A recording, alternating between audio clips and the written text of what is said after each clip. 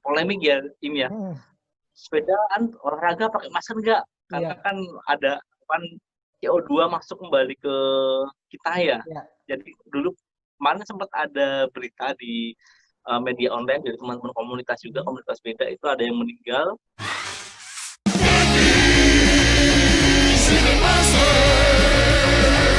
Belum nonton? Jangan lupa klik subscribe. Ya, ketemu lagi Sobat Kopi Ngoding. Saat ini bersama dengan Mas Helmi Fajar Andrianto.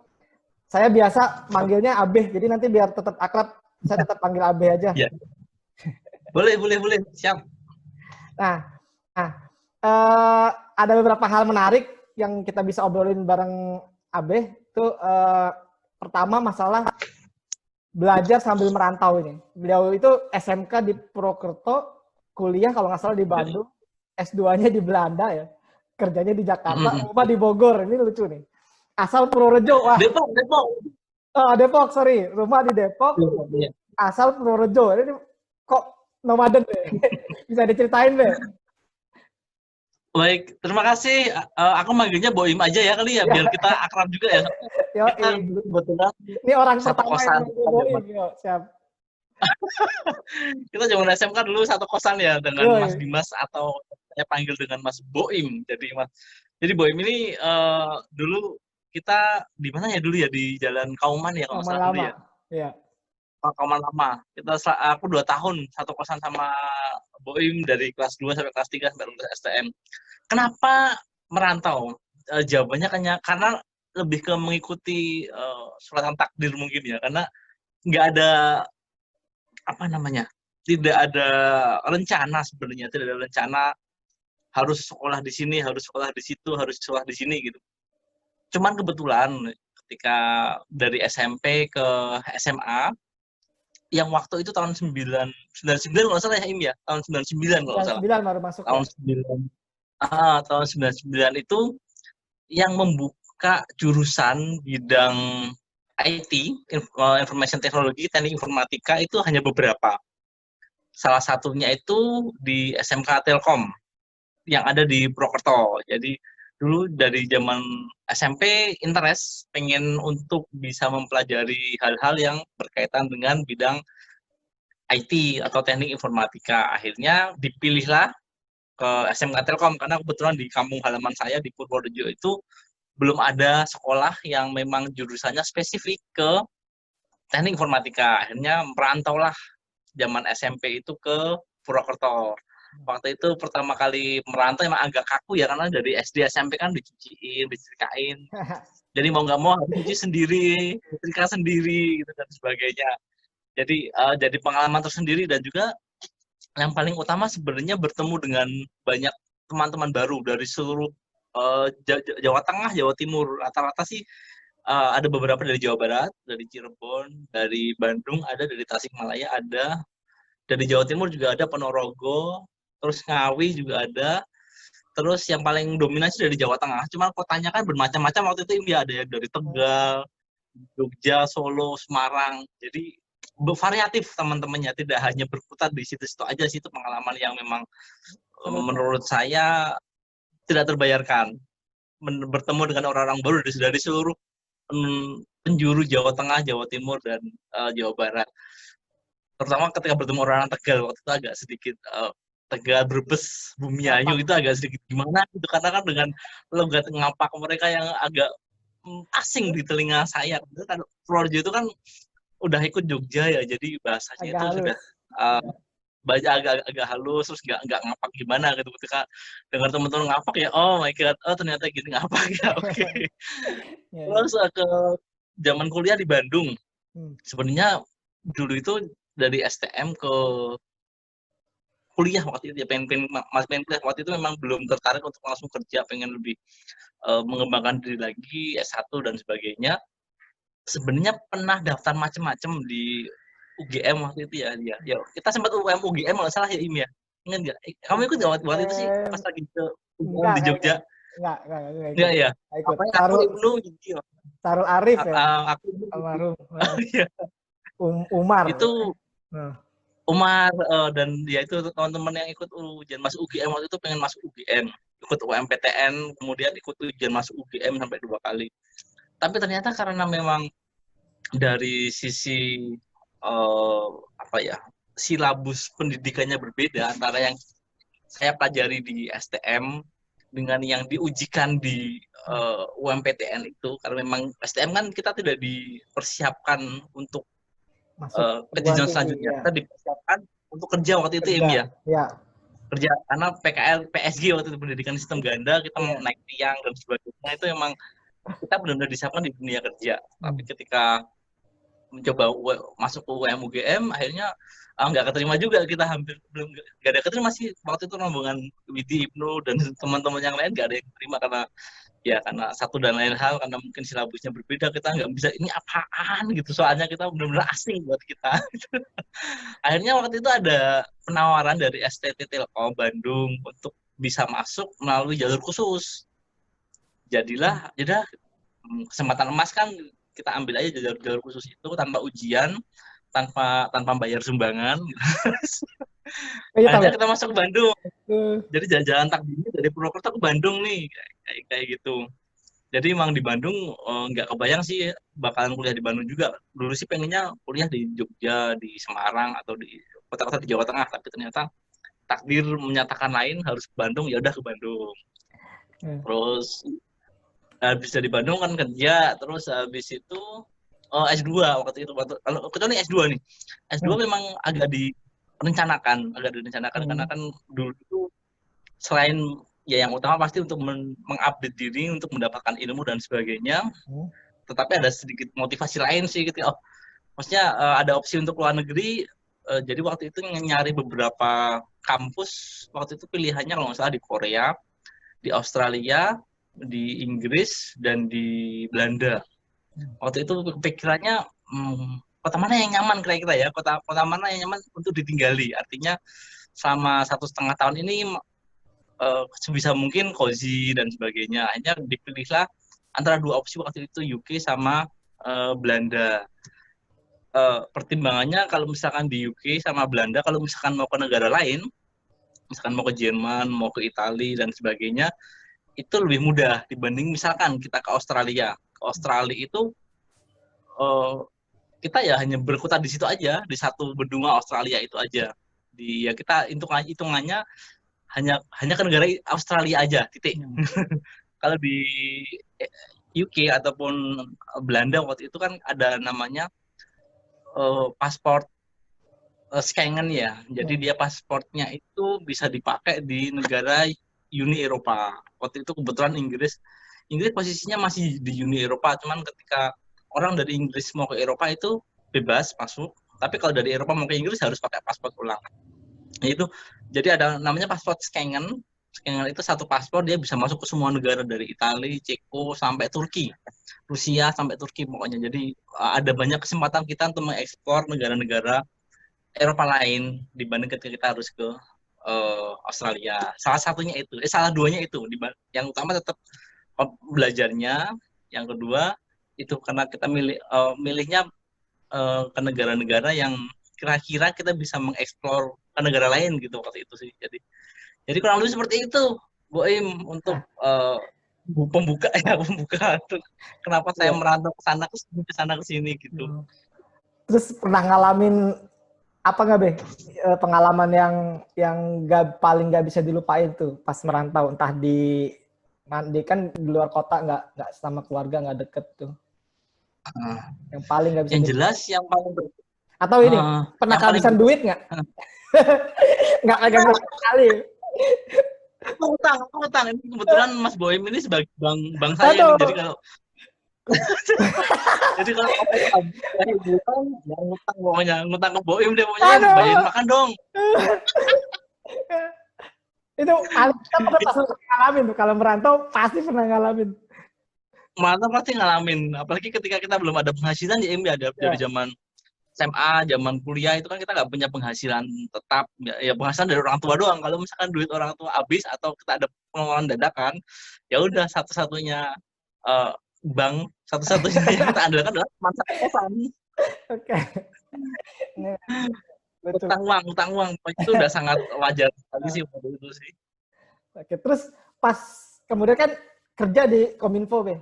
Itu waktu Di Kominfo. ya cerita waktu seleksinya kayak gimana? Secara Seleksi pas masuk.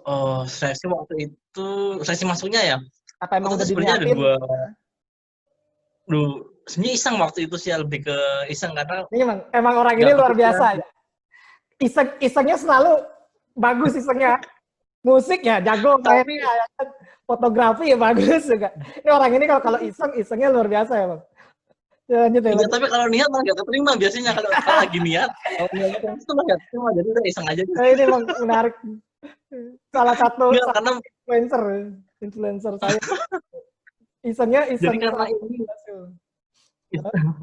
jadi sebenarnya karena apa namanya nggak kepikiran sih mau jadi PNS ya, kerja di pemerintah waktu itu, karena kan memang SMA sama kuliahnya itu kan di swasta ya, Im ya, kita kebanyakan dididik, kebetulan dua-duanya kalau di saya yayasannya di bawah Telkom, otomatis apa namanya konstruksi pikiran saya adalah saya bekerja di Telkom atau anak perusahaannya, karena memang SMA dan kuliah di situ, jadi memang sama sekali nggak pikiran ternyata harus mengabdi sebagai abdi negara di Kominfo. Jadi waktu itu aku diajak teman kampus sih, udah ikut aja, ikut daftar, kemudian ujian Jakarta ke Senayan loh, di hall bulu tangkis, terus ngikutin setiap fase-fasenya, pas ada dapat di kosan dapat surat, diterima gitu, terus ya daftar aja sih, diterima gitu. Jadi nggak ada excite atau apa gitu, karena excite-nya ketika diterima misalkan di Telkom apa Telkomsel itu wah baru excite, karena memang pengennya ke situ waktu itu,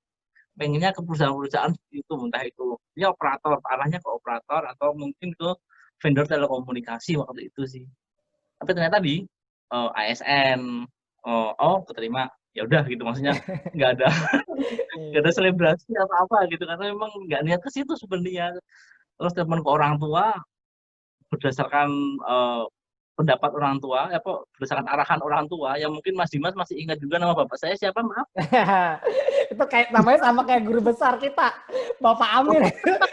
Itu guru besar kita. Pak Amir. Pak Amir, dan dulu kita kebetulan dulu zaman SMK sering ngajak nama bapak ya. Aduh. Itu jadi pada apa namanya? Itu akhirnya diarahin bapak, udah nggak apa-apa, jalanin dulu aja pokoknya. Ditanya udah ikut proses masuk ke sini, registrasi ulang dan sebagainya. Ya sampai sekarang jadinya keterusan. Nah tadi sempat kita singgung-singgung masalah hobi nih. Abe ini kalau hobi atau iseng itu selalu kayak diniatin. Ini menarik nih. Dulu SMK, iya beneran. Basket tuh pasti tetap selalu jadi ahli gitu. Kalau ketika iseng nih pasti jadi ahli. Main gitar ya ahli juga. Terus apalagi ke fotografi sempat lihat juga, Mas. Abe lagi seneng fotografi, tapi juga diniatin juga. Nah ini terakhir lihat aktivitasnya ngegoes nih, Be. Iya.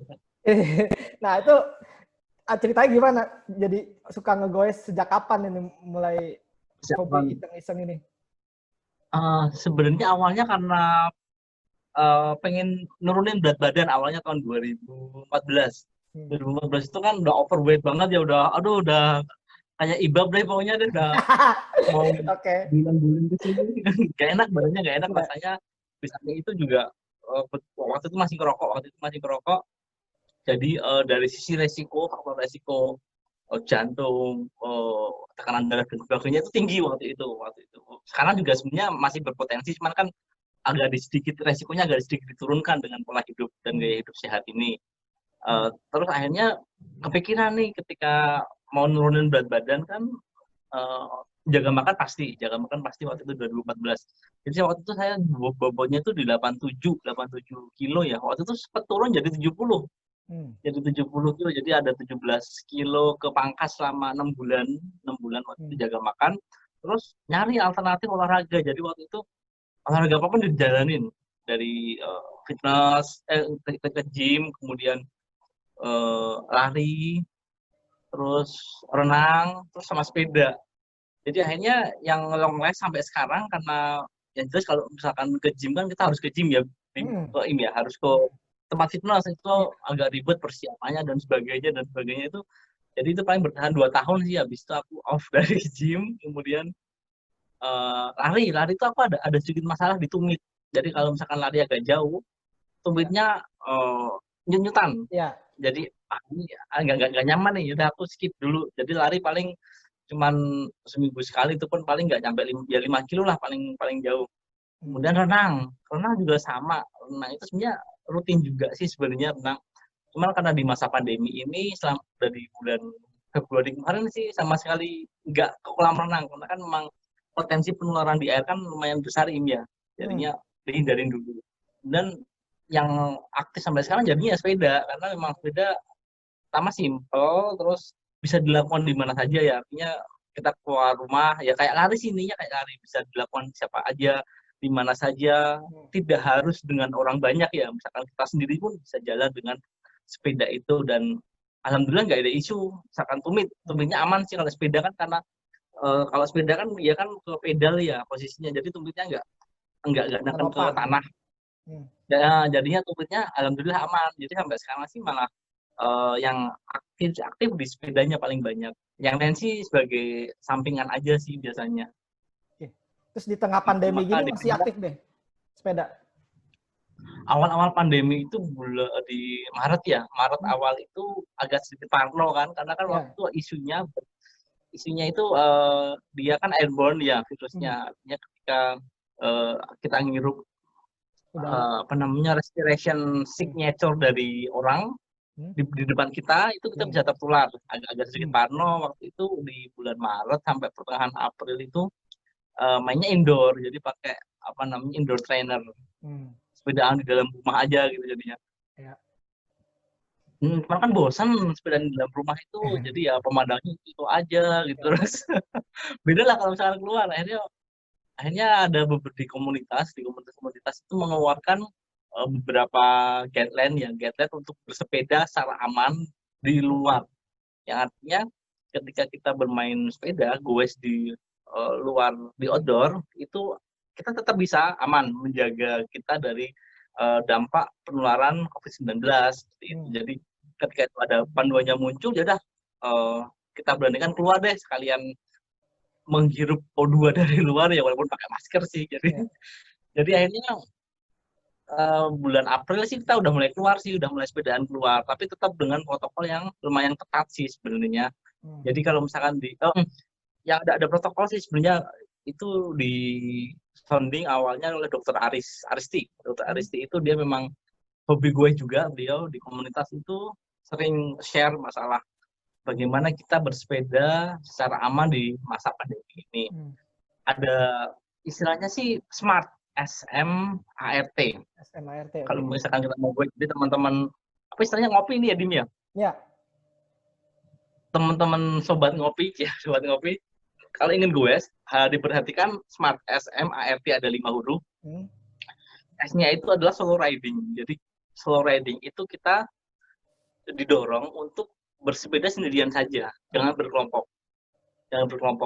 Kalaupun misalkan berkelompok sesuai dengan pergub yang dikeluarkan oleh Pak Anies, di pergub itu boleh berkelompok, tetapi maksimum kalau nggak salah hanya 3 sepeda, 3 sampai 5 sepeda, maksimum 5 sepeda. Dan itu diatur jaraknya. Setiap sepeda itu paling nggak 2 meter. Kemudian itu solo riding ya. Solo riding mungkin kalau misalkan kita back to work agak susah, karena kan kita juga ketemu banyak orang nanti ya, nggak hanya cuma sepeda, tapi sepeda motor juga ada gitu. Jadi ada batasannya sih antara 3 sampai 5 orang sepeda, itu pun jaraknya diatur sekitar 1 sampai 2 meter untuk setiap sepedanya. Kemudian yang kedua dari SMART itu M itu adalah pakai masker. Masker itu wajib. Ini yang sekarang jadi polemik ya, ini ya. Sepedaan olahraga pakai masker enggak? Karena kan ada CO2 masuk kembali ke kita ya. Jadi dulu kemarin sempat ada berita di media online dari teman-teman komunitas juga, komunitas sepeda itu ada yang meninggal karena dia quote teracuni CO2 yang dipakai sama dia gitu. Dipakai dia. Jadi wallahu a'lam ya maksudnya. Dia sepedaan pakai masker, kemudian dia meninggal. Anunya sih awalnya sih karena jantung sih, cuman nggak tahu dugaan-dugaan, habis itu kemungkinan karena keracunan CO2, cuman hanya sebatas dugaan sih. Ya, dugaan itu pun ada kalanya harus kita antisipasi juga kan ini ya. Kita kan nggak mungkin langsung acuh tak acuh dengan hal tersebut. Akhirnya dengan masker itu kita yang bersepeda itu lebih ke menjaga intensitas sepedaan kita sih. Ketika kita pure pakai masker, itu paling kita bermain di zona heart rate ya, di heart rate zone itu di sekitar 2 sampai 3. Jadi heart rate zone kan ada 5 ya masalahnya. Yang satu yang resting, misalkan kita kan umur 35 ya di tim ya. Kita kan umur 35 itu maksimum heart rate kita itu ada di sekitar 182 sampai 185 beat per menit BPM. Dengan hitungannya sih 220 dikurangin umur. Jadinya ada di sekitar 185 BPM. Itu maksimum kita bisa memacu jantung kita untuk dalam kondisi aman ya. Untuk amannya 185. Nah, ketika pakai masker itu kita nggak boleh sampai artinya intensitas sepedaan kita juga nggak boleh terlalu kencang, nggak boleh main di zona 4 sampai 5. Zona 4 itu di antara 160, zona 5 itu di 185 tadi. Jadi kita harus dipacu untuk gue santai ketika memakai masker. Ketika pakai masker kita gue santai di heart rate sekitar 110 sampai 100, maksimum 140 deh. Di heart rate segitu, antara 110 sampai 140. Biar potensi kita untuk keracunan CO2 dan sebagainya itu berkurang. Intinya itu. Jadinya, tapi ada juga sih ketika pengen ngebut ya di Sabtu Minggu, tapi lihat juga misalkan kondisi sepi biasanya agak sedikit nakal dikit sih, dibuka dikit gitu biar hidungnya kebuka, terus kita maju lagi. Misalkan kita pengen maju sepeda kita lebih kencang, itu biasanya kita agak lorotin dikit masker kita. Jadi kita tetap bisa bernafas pakai hidung, nggak full ketutup. Itu ketika kondisi sepi, tapi ketika kondisi ramai ya udah pelan lagi, tutup lagi maskernya kayak gitu. Seperti itu. Terus yang smart yang ketiga itu kita dihimbau untuk menggunakan sarung tangan, kemudian sama apa ya istilahnya ya? Apa sih istilahnya kalau punya ibu yang jilbab itu di apa? Deker. Arm protection. Ya. Deker. pakai inner lah, gue pakai lengan panjang. Gue pakai lengan panjang untuk menghindari adanya droplet yang menempel di tangan-tangan kita ya. Sama pakai sarung tangan. Kemudian yang smart yang keempat itu R itu dicari rute yang sepi kita. Jadi kalau misalkan back to work itu ke kantor kan kebetulan rumah saya di Tanah Baru di Depok. Itu ada beberapa rute. Pasar Minggu, kemudian Ragunan. Sebenarnya ada 2 rute utama. Kalau Pasar Minggu itu waduh nauzubillah deh. Pokoknya ada. Itu rame banget. Jadi gak recommended. Jadi akhirnya kita pilih jalurnya yang sepi. Jadi lewat Ragunan, kemudian Kemang Timur, agak sedikit crowded nanti di Warung Buncit, Mampang, itu agak sedikit kuat-kuat rame dikit. Kemudian Kuningan, habis itu ke Sudirman dan sebagainya. Itu pilihan sih, kita harus milih opsinya, opsi-opsi rute. Kemudian yang kelima itu timing. Timingnya juga sama. Kalau misalkan mau lewat Pasar Minggu, terpaksanya lewat Pasar Minggu ya timingnya diatur. Misalkan melintas di Pasar Minggu itu jam 5 pagi itu masih aman sebenarnya, masih sepi ya, lumayan sepi. Cuman ketika sudah di atas jam 6 itu udah padat sekali. Jadi timingnya kita juga harus atur untuk bersepeda itu biar kita sepedanya nyaman, tetap bisa pakai masker tanpa harus ngap-ngapan kayak gitu. Jadi itu sih smart yang perlu diperhatikan teman-teman sobat ngopi ketika mau bersepeda. Kurang lebih seperti itu. Menarik, Mas Boim. Banyak ilmunya nih. Habis ini mau nyoba sepedaan. Okay. Iya. Setuju. Harga sepeda lagi mahal, Im. Ada sepeda lama, Be, yang dulu. Yang itu sih ada. Ada.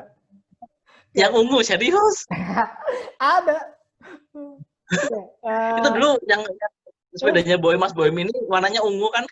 kita sering kalau ke kantor, kalau ke sekolah ya, itu sepedanya kita kempes salah satu, ya udah kita boncengan tuh di satu schedule buat berdua. Aduh, nggak bisa dibayangin itu, Mbak. Itu di pandemi nggak boleh tuh, boncengan begitu, dilarang. Jepit kan nggak enak tapi jepit belakang kan nggak ada gitu. Oke, selanjutnya kita ke segmen selanjutnya, foto bicara.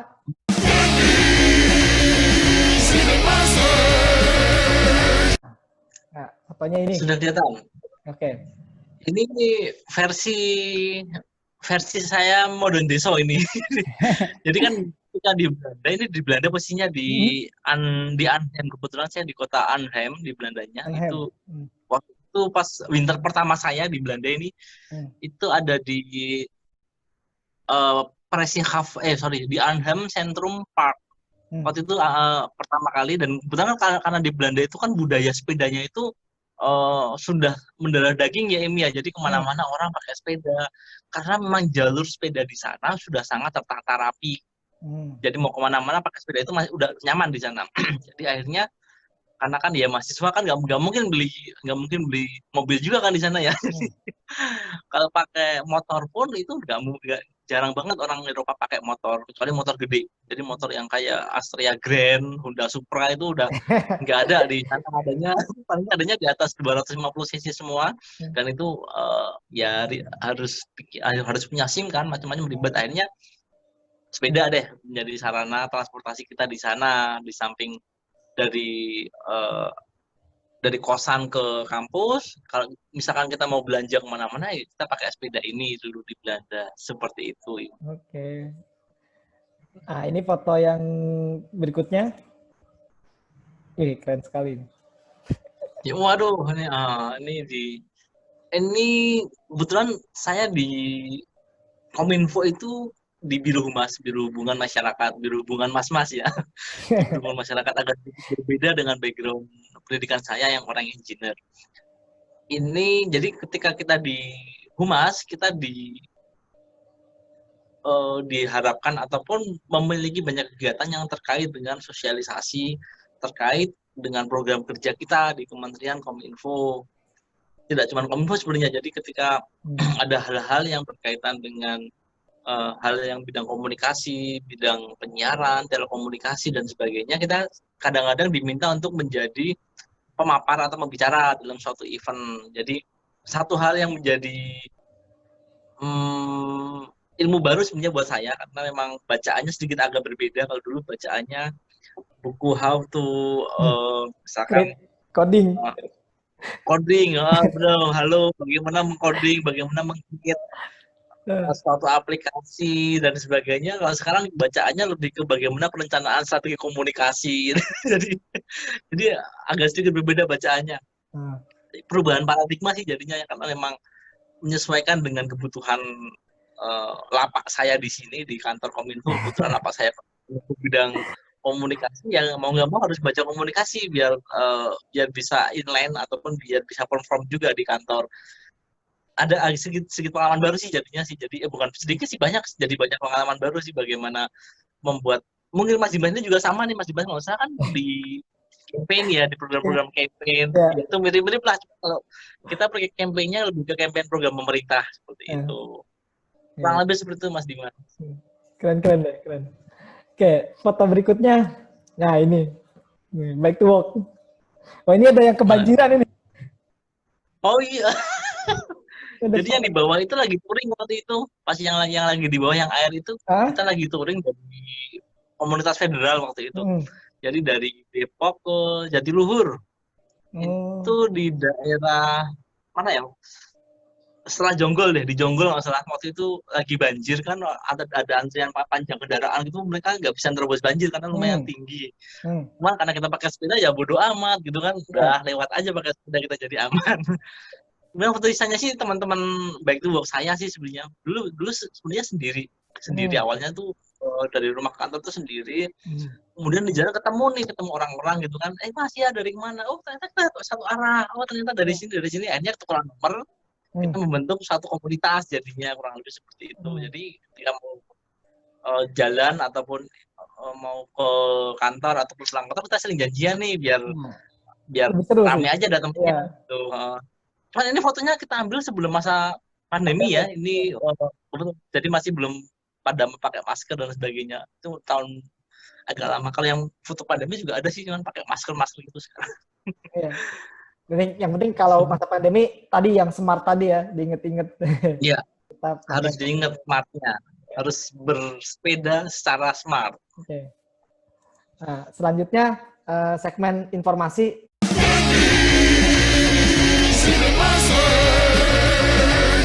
Tadi kalau nggak salah sebelum kita acara ngopi sempat ngobrol-ngobrol di Kemenkominfo ada informasi yang menarik tuh untuk teman-teman sahabat ngopi sekalian mau belajar itu akan ada fasilitas apa gitu dari Kominfo, nanti bisa diinformasiin. Oke. Baik, terima kasih Mas Boim. Jadi selama masa pandemi ini kita ada program namanya Online Academy. Jadi nama program utamanya itu DTS, Digital Talent Scholarship. Itu kita memberikan beasiswa untuk pelatihan bagi masyarakat umum, baik pelajar sampai dengan ibu rumah tangga, untuk bisa belajar mengenai bidang-bidang yang memang sudah kita tentukan. Bidang-bidangnya itu kurang seperti misalnya gimana melakukan bisnis secara online daring melalui e-commerce, kemudian buat adik-adik SMA ataupun masa yang kuliah ada program coding, kemudian ada digital marketing dari Google dan Facebook, kemudian apalagi ya, ada program untuk pengelolaan media sosial juga, itu juga dari Facebook, Google yang menjadi mentornya. Program ini sebenarnya udah batch kedua, Mas Dimas. Jadi pertama kemarin Online Academy itu di bulan Maret, itu batch pertama. Batch pertama itu bulan Maret, ada sekitar 25.000 beasiswa yang kita publish. Jadi ada berbagai macam pelatihan dari masyarakat mendaftar ke kita. Untuk batch kedua ini juga sama. Kita sebenarnya sudah buka dari akhir April dari akhir Mei kemarin hari Selasa itu launchingnya, kita udah launching. Jadi batch 2 ini udah jalan. Kita berharap nanti ada batch ketiga. Nanti kalau misalkan sudah ada batch ketiga, Sobat Ngopi bisa bergabung, karena ini program datanya free dan semuanya pure dari rumah. Jadi memang program ini diluncurkan untuk mengakomodir teman-teman ataupun masyarakat yang masih ingin produktif dan aman di masa pandemi ini. Jadi aman produktifnya adalah ketika di rumah teman-teman Sobat Ngopi bisa tetap mengupdate diri, melakukan aktualisasi diri. Amannya adalah pelatihan ini dilakukan pure dari rumah secara online. Jadinya Sobat Ngopi nggak perlu kemana-mana, cukup di rumah saja. Terus mengikuti program-program yang disediakan oleh Kominfo melalui Digital Talent Scholarship. Untuk lebih lengkapnya bisa dicek di situs digitalent.kominfo.go.id. Di situ ada banyak ada banyak informasinya, kapan next batch akan berlangsung dan program apa saja, nanti bisa teman-teman pantengin di situ. Seperti itu, Mas Boim. Oke, terima kasih Beh informasinya dan banyak hal yang kita pelajari hari ini. Oke, mungkin kapan waktu kita sambung lagi ngobrolnya, Beh. Oke, buat teman-teman sobat Ngopi Ngoding, demikian obrolan santai kita hari ini. Jangan lupa like, komen, dan subscribe. Terima kasih.